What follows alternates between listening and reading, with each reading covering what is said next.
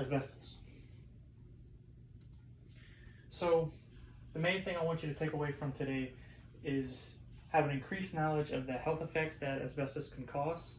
I want you to know the route entries, how it can get into your system, and then also your exposure limits.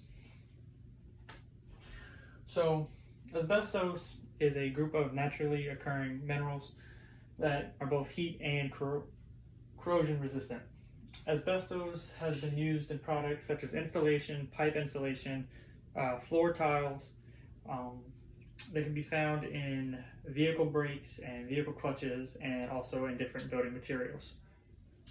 So contact with asbestos can occur when asbestos containing materials are disturbed, which will then free fibers into the air, and then the asbestos can be implanted or confined.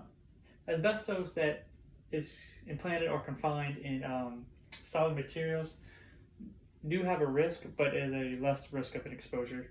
And then also the asbestos is also odorless, and its fibers are really too small to see, and it can be kind of difficult to keep track of.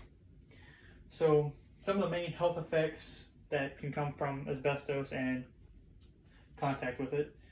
So you can inhale it, which will often lead up to scar tissue that can accumulate in the lungs, which will oftentimes lead to a disability and basically failure of lungs, which can often cause death. It can also cause cancer in the lungs and other diseases such as mesothelioma of the pleura, which is a fatal malignant tumor of the membrane lining the cavity of your lungs or your stomach. And then also research that has been done on skin and examination of different people who have been messing with asbestos or just interacting with it has shown that all of the asbestos fibers do cause damage. So therefore there is no real safe type of asbestos. So your common routes of entry for asbestos there's three common ones. So you have your inhalation, your indigestion, and your skin.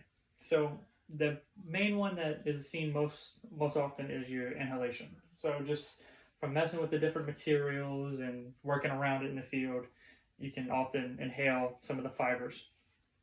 And then secondly, your ingestion. So it's very similar to the inhalation. You could be working, you get fibers on you, or flying in the air, and you swallow them. Or you had fibers on you, on your shirt, you eat your lunch after, it falls in your food and you eat it. Your skin, so oftentimes, when you're working with it, if you're not wearing the correct equipment, proper protective equipment, it can get embedded into your skin, which will then, often cause you to catch asbestos. So your exposure limits, the American Conference of Governmental Industrial Hygienists, or ACGIH, says that your threshold limit is around 0.2 crosidocyte and 0.5 amylocyte, 2 cross-tile and other asbestos fibers. And then they also define a respiratory fiber as a fiber that is longer than 5 microns and at least 3 times as long as their diameter. So the National Institute of Occupational Safety and Health, they recommend exposure limit for, the recommended exposure limit is 0.1 fibers over an 8-hour work shift. And then OSHA, or the Occupational Safety and Health Administration, says that, the permissible exposure limit is 0.1 fibers averaged over an 8-hour work shift, and 1 fiber not to be exceeded during any 30-minute work period.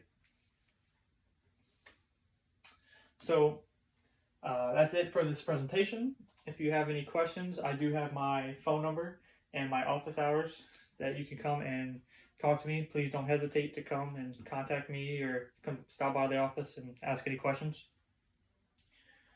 For presentation purposes, this is the websites that I used, which will be found at the bottom right corner of each slide. and then this is just works cited.